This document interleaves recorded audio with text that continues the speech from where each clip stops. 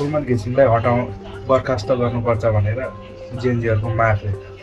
यति राम्रो काम गर्दै आउनुभएको मान्छेलाई अब फेरि हटाउने भनेर माग भएको छ जेएनजीबाट। कुन चाहिँ जेएनजी हो पनि, पार्टीको जेएनजीहरू त होला नि, त्यही भएर हटाउनु लागेको होला सायद। आज यो समाचार यहाँ भाइरल हुँदैछ, यो समाचारमा पुरै मिडिया ट्रायल भइरहेको छ हटाउनुपर्छ भनेर। भारतमा गएर कति 30-40 करोड केमा पार्टीमा उस गरेर घाटा भयो भनेर त्यहाँ लेखिएको छ पुरै समाचारहरू। तर खासमा त्यसमा बुझ्नुपर्ने कुरा चाहिँ के रहेछ भने उनीहरूले सम्झौता गर्दाखेरि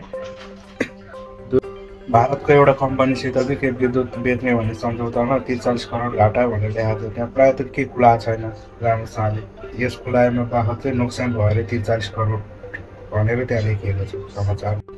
मलाई जहाँसम्म लाग्छ यो जेएनजी युवाहरूको माग चाहिँ होइन बर्खास्त गर्ने, त्यो पार्टीका झोलेहरू छन् नि, त्यही झोलेहरूले चाहिँ अलि बर्खास्त गर्नुपर्छ भनेर लागिरहेको छ। त्यसको नि अब छानबिन होला, के निक्लेर के न के त निक्लेर।